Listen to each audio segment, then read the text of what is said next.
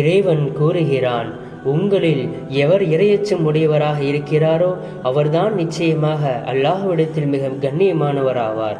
நபி ஸல்லல்லாஹு அலைஹி வஸல்லம் அவர்கள் கூறுகிறார்கள், நன்றாக கவனித்துக் கொள்ளுங்கள், நீங்கள் கருப்பு நிறத்தவரை விடவோ சிவப்பு நிறத்தவரை விடவோ சிறந்தவர் இல்லை. மாறாக உமது இரையச்சத்தின் அளவை வைத்தே நீங்கள் பிறரை விட மேன்மையாளராக வார முடியும்.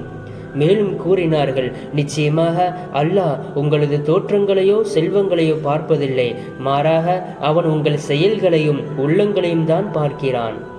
நிறம், செல்வம், திறமை ஆகியவற்றை அடிப்படையாக வைத்தே மக்கள் தரங்களை எடை போடுகிறார்கள். ஆனால் அல்லாஹ்வின் பார்வையில் இவை எதுவும் செல்லாது. மாறாக ஒருவர் எந்த அளவு அல்லாஹ்வை அஞ்சி வாழ்கிறாரோ அந்த அளவுக்கு அவர் அல்லாஹ்வின் பார்வையில் கண்ணியமானவராக கருதப்படுவார். சிலர் மக்களின் பார்வையில் அந்தஸ்துடையவராக தென்படுவார். ஆனால் அல்லாஹ்வின் பார்வையில் எந்த மதிப்பும் இல்லாதவராகிவிடலாம்.